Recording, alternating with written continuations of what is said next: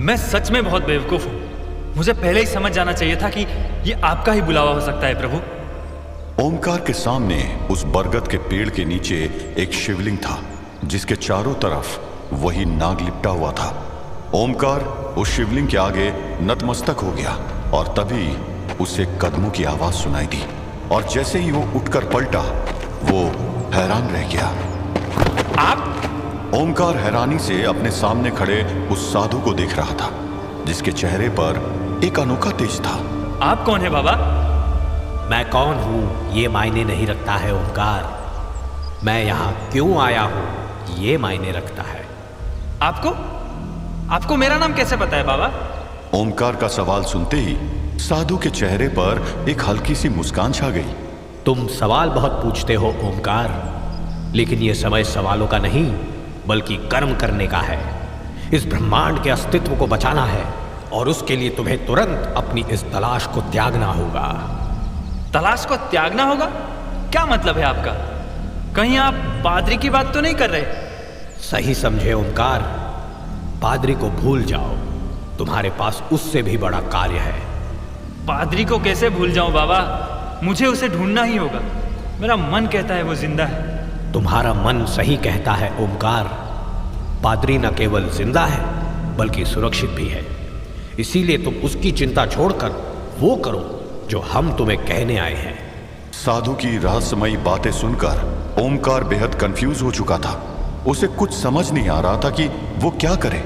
क्या वो फ्रांसिस की तलाश में आगे बढ़े या फिर से साधु की बात सुनकर कहीं और जाए, जहां वो साधु उसको भेजना चाहता था। वो गहरी सोच में डूब चुका था और उसकी इस कश्मकश को वो साधु अच्छे से समझ गया था। लगता है तुम तय नहीं कर पा रहे हो। चलो हम तुम्हारी दुविधा दूर कर देते हैं। और फिर अचानक उस साधु का जिस्म सूर्य की तरह चमकने लगा। ओमकार के लिए आंखें खुली रख पाना असंभव हो रहा था, लेकिन वो फिर भी उस साधु की ओर देखने की कोशिश कर रहा था और फिर अचानक उसकी आंखें खुली की खुली रह गई। अगले ही पल ओमकार अपने घुटनों पर आ चुका था। उसका सर प्रणाम की मुद्रा में झुक चुका था और दोनों हाथ जुड़कर उस साधु को प्रणाम कर रहे थे। प्रभु, मुझे क्षमा कर दीजिए प्रभु, मैं आपको पहचान नहीं पाया। मारुति नंदन, मुझे क्षमा कर दीजिए। मारुति नंदन, क्षमा कर दीजिए। ओमकार की क्षमा याचना देखकर वो साधु आगे बढ़ा और उसने ओमकार के झुके हुए सर पर अपना हाथ रख दिया, मानो वो उसे आशीर्वाद दे रहा। इसमें तुम्हारा कोई दोष नहीं है ओमकार, ये मात्र कलयुग का प्रभाव है। कलयुग का प्रभाव? मैं कुछ समझा नहीं प्रभु। कलियुगस्य तमोर्ण छायः दिव्य दृष्टिं विमोहयति, क्षणे क्षणे भक्तस्य भक्ति तमसा आच्छादते ततः, अनुगामी स्नेह संबंधः शिष्यस्य च भगवतः च विवर्धते दूरीभावः ध्यानेन विहीनेन। जैसे जैसे कलयुग शक्तिशाली होगा, भगवान और उसके भक्त के बीच में दूरियां बढ़ती जाएगी। भक्त की भक्ति कमजोर होने लगेगी और भगवान की दिव्य दृष्टि धूमिल। कलयुग भगवान और उसके भक्त के बीच में आने लगेगा और धीरे धीरे सब समाप्त हो जाएगा। इसीलिए स्वयं को दोष मत दो ओमकार। साधु की बात सुनकर ओमकार के चेहरे पर डर के भाव आ गए थे। उसने तुरंत आगे झुककर साधु के पैर पकड़ लिए और लगभग रोते हुए बोल पड़ा, ये आप क्या कह रहे हैं प्रभु? ये आप कैसी बातें कर रहे हैं? इसका मतलब अगर मैं इस लोक में और रहूंगा तो मैं अपने महादेव की भक्ति को भूल जाऊंगा? नहीं प्रभु, ऐसा मत कहिए। बिना मेरे भोलेनाथ के भला मेरा क्या ही अस्तित्व है। मैं अब यहाँ और नहीं रुकना चाहता हूँ प्रभु, मुझे कैलाश पर वापस जाना है। ओमकार काफी डर चुका था, क्योंकि जो बात साधु ने बताई थी वो किसी भी सच्चे भक्त के लिए डरावनी थी। ओमकार साधु के पैरों में अपना सर रखकर गिड़गिड़ा रहा था।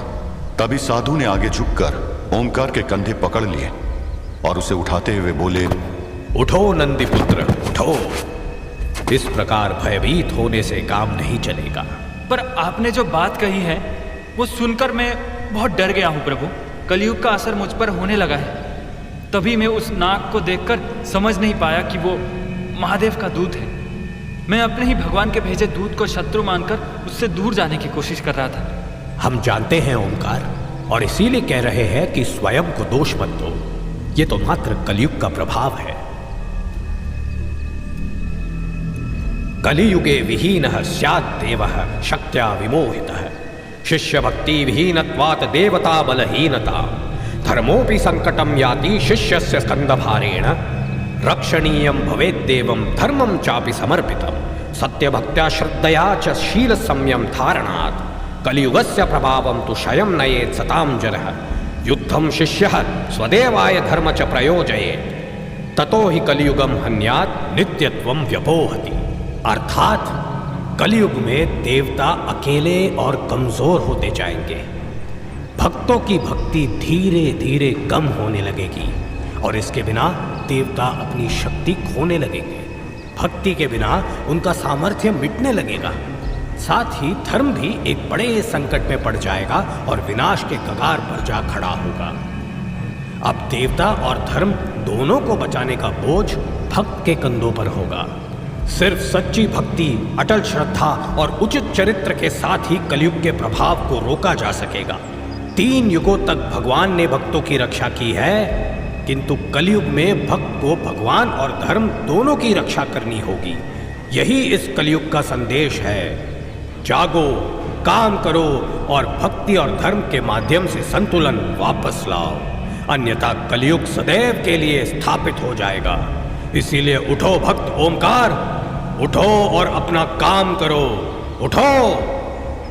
साधु के उन शब्दों ने मानो ओमकार के जिस्म में जान फूंक दी थी। वो एक झटके में उठ खड़ा हुआ और साधु को प्रणाम करते हुए बोला, आज्ञा दीजिए प्रभु, क्या करना है मुझे? तुम्हें एक ऐसी जगह जाना है जहां तुम्हारे पास रखी इस मायावी तलवार पर्वतक्ष का निर्माण हुआ था। शेष तुम्हें वहां पहुंचकर पता चल जाएगा। अब देर मत करो ओमकार। और फिर उन साधु बाबा ने ओमकार के कानों में कुछ कहा, जिसे सुनकर ओमकार हैरान रह गया। लेकिन अगले ही पल उसने साधु को प्रणाम किया और पलटकर जंगल से बाहर जाने के लिए निकल गया। ओमकार अब एक नए सफर पर निकल चुका था। वहीं ड्रैकुला और अनीता का सफर अब लगभग खत्म होने वाला था। क्या बात कर रहे हो? मतलब जिसे हम राजा नागनाथ समझ रहे थे वही बलौर था? हे भगवान, इतना बड़ा ट्विस्ट! ड्रैकुला ने अनीता को बालोर की पूरी कहानी सुना दी थी, जिसे सुनकर अनीता बिल्कुल हैरान थी। तभी उसके मन में एक और सवाल आया और उसने बिना देरी किए पूछ लिया, व्लाद, मुझे एक बात अब तक समझ नहीं आई। कौन सी बात? तुम जनरल रूट की उस कैद से आजाद कैसे हुए?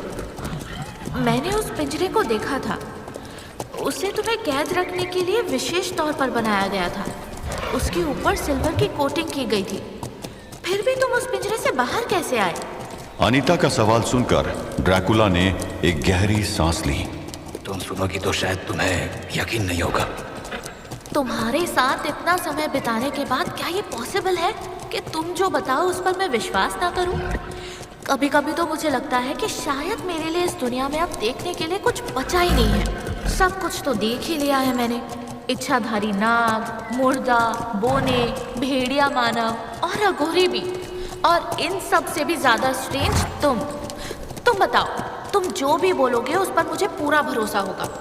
तुम्हारे कैद होने के बाद कुछ ऐसी घटनाएं हुई है जिन्होंने मुझे गहरी सोच में डाल दिया है। सबसे पहले तो बलौर से लड़ते समय जब उसके सेठ नाग ने मुझे बर्फ की कैद में कैद कर दिया था, तब ना जाने कहां से अचानक मेरी बॉडी से खूब सारी रोशनी निकली और वो पूरी बर्फ की चादर मेल्ट हो गई। मुझे लगता है कि एमेनोटैप से लड़ते समय जिस सनस्टोन को मैंने एक्टिवेट किया था उससे मुझे कुछ अजीब सी पावर्स मिल गई है। और शायद उन्हीं पावर्स की वजह से दिन के उजाले में ना केवल मेरी वैम्पायर पावर्स इनएक्टिवेट हो जाती है, बल्कि वैम्पायर के रूप में मेरी कमजोरियां भी निष्क्रिय हो जाती है। रूट ने जब मुझे कैद किया तो सुबह होते ही मुझे इस बात का रियलाइजेशन हो गया था। सूरज निकलने के साथ ही उस पिंजरे की सिल्वर कोटिंग मुझ पर असर नहीं कर रही थी और बस मैंने इस बात का फायदा उठाया। वो कैसे? अभी ड्रैकुला अनीता की बात का कोई जवाब देता कि तभी उसे कुछ एहसास होने लगा। उसने चलते हुए घोड़े को रोक दिया। क्या हुआ व्लाद? तुम रुक क्यों गए? कुछ गड़बड़ है अनीता। क्या हुआ? क्या गड़बड़ है? मुझे अचानक रामदास के सिग्नल आने बंद हो गए हैं। सिग्नल आने बंद हो गए हैं? मतलब मैं कुछ समझी नहीं। मेरे काटने से जो भी वैम्पायर बनता है उसका ब्रेन मेरे ब्रेन से कनेक्टेड रहता है। इन शॉर्ट, मैं हर अपने फॉलोअर के प्रेजेंस को फील कर सकता हूँ और उन्हें अपने ब्रेन की वेव से इंस्ट्रक्शंस भी दे सकता हूँ। इसी कनेक्शन की वजह से मुझे भरोसा है कि रामदास वही है जहाँ मैं उसे लॉक करके आया था, ताकि वो किसी का शिकार ना कर बैठे। पर अब अचानक से मुझे उसका प्रेजेंस फील होना बंद हो गया है। प्रेजेंस फील होना बंद हो गया है? इसका क्या मतलब हुआ? अनीता बहुत कंफ्यूज थी। ड्रैकुला के साथ रह रहकर बार बार उसे उसके बारे में कुछ नया पता चलता था और उसे ऐसा लगता था जैसे कि वो अभी भी ब्लाद को पूरी तरह जान नहीं पाई थी। उधर ड्रैकुला अपनी आंखें बंद करके कुछ करने की कोशिश कर रहा था, इसलिए उसने अनीता के सवाल का जवाब नहीं दिया और इस कारण अनीता का दिल घबरा उठा। मेरे सवाल का जवाब दो व्लाद। प्रेजेंस फील नहीं होने का क्या मतलब है? रामदास ठीक है ना? बोलो व्लाद, बोलो। मैं अपने दिमाग पर पूरा जोर डाल रहा हूँ अनीता, पर मैं रामदास के प्रेजेंस को महसूस नहीं कर पा रहा। इसके अब दो ही मतलब हो सकते हैं। एक तो रामदास अब वैम्पायर नहीं रहा, या फिर क्या व्लाद? या फिर रामदास अब मर चुका है।